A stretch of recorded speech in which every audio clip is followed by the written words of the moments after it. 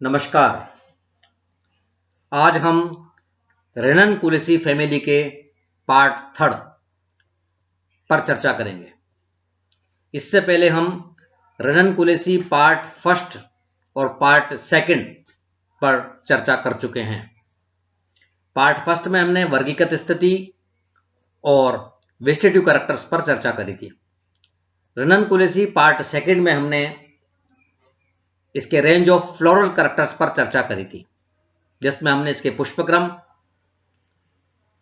पुष्प, परिदल पुंज, बाह्यदल, दल पर चर्चा करी थी।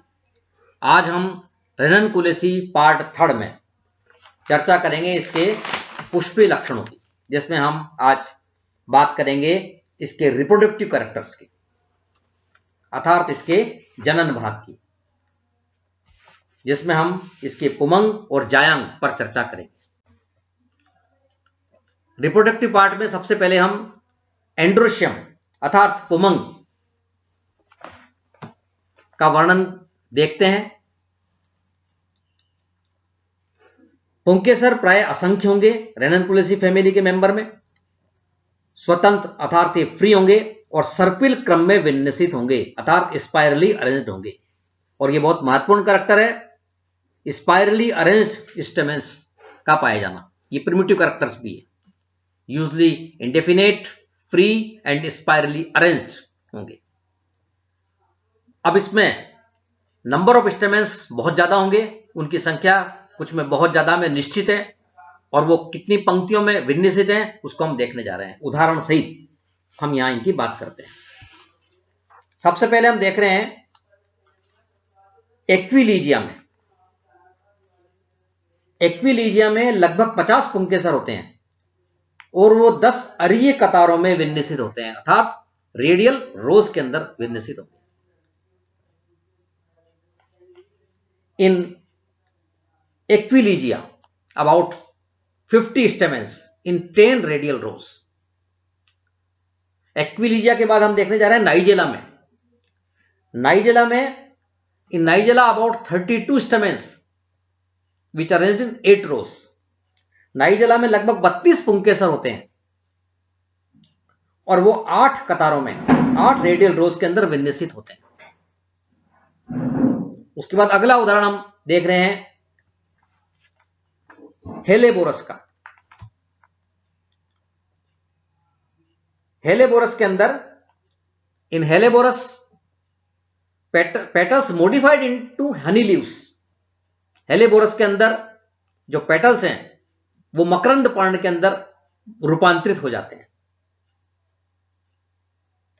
हेलेबोरस में कुछ पुंकेसर मकरंद पर्ण में रूपांतरित होते हैं। और सबसे महत्वपूर्ण एग्जांपल आप देख रहे हैं डेल्फिनियम में, जो इस फैमिली का एक ऑर्नामेंटल और महत्वपूर्ण प्लांट है। उसमें in delphinium 15 stamens in 5 radial rows of 3 each. बहुत सुंदर इसका पुष्प चित्र भी हमें नजर आएगा, जिसमें हम देखेंगे कि 15 पुंकेसर पाए जाएंगे डेल्फिनियम के अंदर। और वो जो 15 पुंकेसर हैं वो 5 अरीय पंक्तियों में विन्यासित होंगे, अरेंज्ड इन 5 रेडियल रोज, और प्रत्येक पंक्ति के अंदर 3 पुंकेसर होंगे। इस तरह से 3 पंक्तियों में जमे हुए 5 पंक्तियों में होंगे, प्रत्येक में 3 होंगे, कुल मिलाकर ये 15 पुंकेसर होंगे डेल्फिनियम के अंदर। तो डेल्फिनियम बहुत इंपॉर्टेंट है। तो इस प्रकार हमने जो 3 उदाहरण देखे, एक्विलीजिया का, नाइजेला का, डेल्फिनियम का, इसमें हमने देखा कि नंबर ऑफ स्टेमेंस ज्यादा है, बहुत अधिक है। अब किस प्रकार के इनके परागकोश होंगे? परागकोश होंगे एंथरस्लोप एडिनेट अर्थात संलग्न होंगे, द्विकोष्ठी डाइथिकस हैं, एक्सट्रोड्स अर्थात बहिर्मुखी हैं और लंबवत रूप से स्फुटित होते हैं और बेसिफिक्स्ड होंगे, आधार लग्न। तो ये हमने देखा इसके एंड्रोशियम में, पुमंग के अंदर। रेननकुलस में असंख्य पुंकेसर हैं, फ्री हैं। एक्विलीजिया के अंदर पुंकेसरों की संख्या 50, हेलेबोरस में उसमें रूपांतरित हो गए हनी लीव्स के अंदर। नाइजेला में 32 पुंकेसर और डेल्फिनियम में 15 पुंकेसर, अर्थात इनकी जो संख्या है वो अधिक है और ये एक प्रिमिटिव, महत्वपूर्ण प्रिमिटिव करैक्टर बनाएंगे। उसके बाद हम देखने जा रहे हैं जायांग अर्थात गाइनोशियम। ये प्राय बहुअंडपी होंगे, परंतु अपवाद है डेल्फिनियम में, उसकी हम बात करेंगे। यूजली मल्टी कार्पलरी, रेननकुलेसी फैमिली के जो मेंबर हैं वो बहुअंडपी होते हैं, बट इन डेल्फिनियम में यह है मोनोकार्पिलरी अर्थात एक अंडपी। ये एक एडवांस करैक्टर भी है, अंडकों की संख्या कम होना, वो डेल्फिनियम में दिखाई देगा। इस फैमिली में किस प्रकार की कंडीशन दिखाई दे रही है? वियुक्त अंडपी अर्थात एपोकार्पस, एपोकार्पस पृथकांडपी अंडप इनके अंदर होंगे। परंतु यहां पर भी एक अपवाद है, but syncarpous in nigella. Nigella में जायांग 4 से 5 अंडपी होंगे अर्थात टेट्रा टू पेंटाकार्पलरी, और संयुक्त अंडपी होंगे, सिनकार्पस होते हैं। तो नाइजेला यहां पर अपवाद है जहां सिनकार्पस कंडीशन है, बाकी ये एपोकार्पस फैमिली है, प्रिमिटिव कैरेक्टर है एपोकार्पस, परंतु नाइजेला अपवाद है जिसमें युक्तांडपी होंगे। और जैसे हमने देखा स्पाइरली अरेंज्ड स्टेमेंस, उसी प्रकार से गाइनोशियम में हम देख रहे हैं कार्पस स्पाइरली अरेंज्ड। जो अंडप हैं वो सर्पिल रूप से विन्यासित हैं, ये भी प्रिमिटिव कैरेक्टर्स है। इस स्पाइरली अरेंज्ड कार्पस, अंडपों का सर्पिल रूप से विन्यासित होना, जो हमें दिखाई देगा जब हम फ्लोरल डायग्राम यहां पर देखेंगे। अंडाशय ओवरी है सुपीरियर अर्थात ऊर्ध्ववर्ती, फ्लावर को हमने लिखा था हाइपोगाइनस, तो ओवरी यहां पर पाई जाएगी सुपीरियर अर्थात ऊर्ध्ववर्ती अंडाशय। अब जो महत्वपूर्ण बात हम देखने जा रहे हैं बीजांडन्यास की, कि किस प्रकार का बीजांडन्यास फैमिली रेननकुलेसी के मेंबर में पाया जाएगा। यहां पर बहुत बड़ा विवाद है, यहां पर बहुत बड़ी विविधता देखने को मिल रही है हमें कि अलग अलग जेनेरा के अंदर अलग अलग प्रकार का बीजांडन्यास पाया जाता है। और ये एक बहुत महत्वपूर्ण प्रश्न भी है कि discuss the diversity of placentation in ranunculaceae, ranunculaceae की बीजांडन्यास में पाई जाने वाली विविधता को समझाइए। तो यहां हम 2-3 उदाहरण देख रहे हैं। सबसे पहले हम देख रहे हैं नाइजेला, जिसमें हमने लिखा युक्तांडपी है, 4-5 अंडप है और युक्तांडपी है। उसके अंदर कैसा बीजांडन्यास होगा? एक्साइल प्रेजेंटेशन, एक्साइल प्रेजेंटेशन होगा अर्थात अक्षीय बीजांडन्यास, स्तंभी बीजांडन्यास पाई जाएगा नाइजेला के अंदर। डेल्फिनियम में किस प्रकार का बीजांडन्यास होगा? डेल्फिनियम में बीजांडन्यास होगा सीमांत बीजांडन्यास, marginal presentation in delphinium. Delphinium के अंदर सीमांत बीजांडन्यास पाई जाएगा। ये सीमांत बीजांडन्यास डेल्फिनियम में भी होगा और हेलेबोरस में भी होगा, दोनों में मार्जिनल प्रेजेंटेशन दिखाई देता है।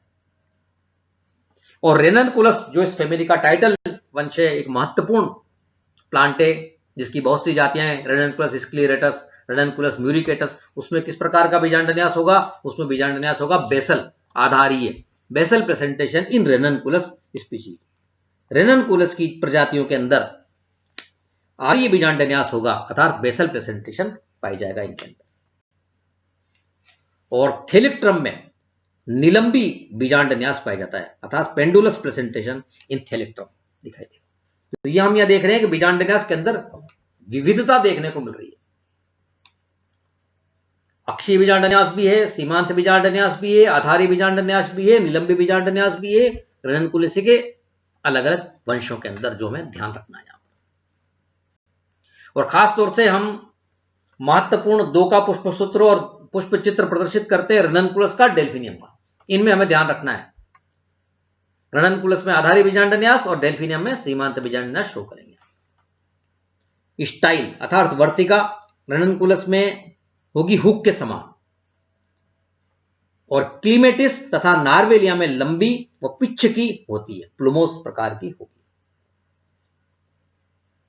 क्लीमेटिस व नार्वेलिया में वर्तिका लंबी और पिच्छ की होगी, पिच्छ की मतलब प्लुमोस प्रकार की होगी।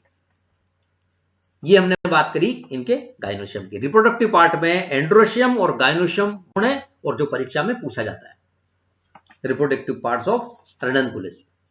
अब फ्लोरल कैरेक्टर्स में हम आगे देखते हैं फल, बीज, प्रकीर्णन, इनको सबसे पहले देख रहे हैं फल एवं बीज। फल प्राय सरल शुष्क संपुटिकावत होंगे, फोलिकल होंगे जैसे डेल्फिनियम में, या फोलिकलों का पुंज फल होगा जैसे रेननकुलस में, एनीमोन में और क्लीमेटिस में, या पट विदारक संपुटिका अर्थात स्पेडिसाइडल कैप्सूल होगा जैसे नाइजेला के अंदर। बीज में जो भ्रूणपोष है वो प्रचुर मात्रा में होगा और भ्रूण छोटा होता है, सीड एंडोस्पर्मिक एंड स्मॉल।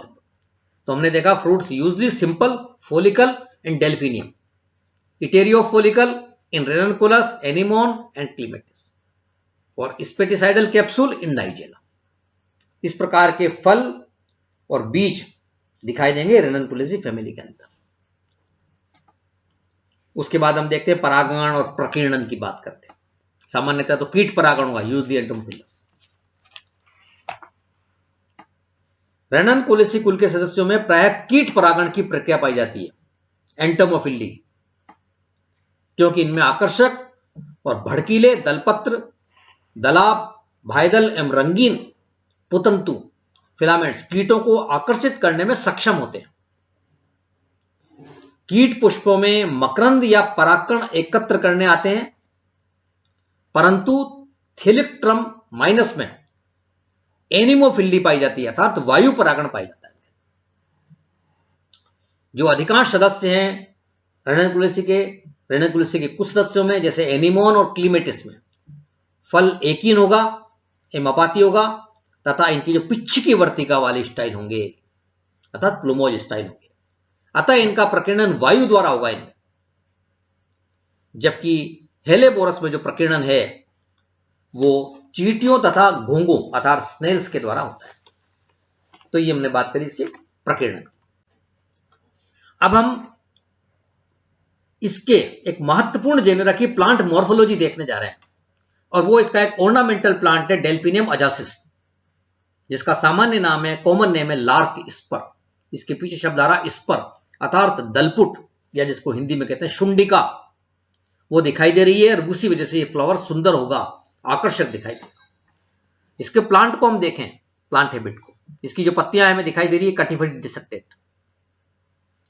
इसका जो पुष्पक्रम हमें दिखाई दे रहा है वो है असीमाक्षी असीमाक्ष, रेसिमोस रेसिम, और जो एलएस फ्लावर हमें दिखाई दे रहा है इसका पुष्पक्रम का काट, उसमें हमें दिखाई दे रही है एक लंबी शुंडिका दलपुट अर्थात स्पर नजर आ रहा है।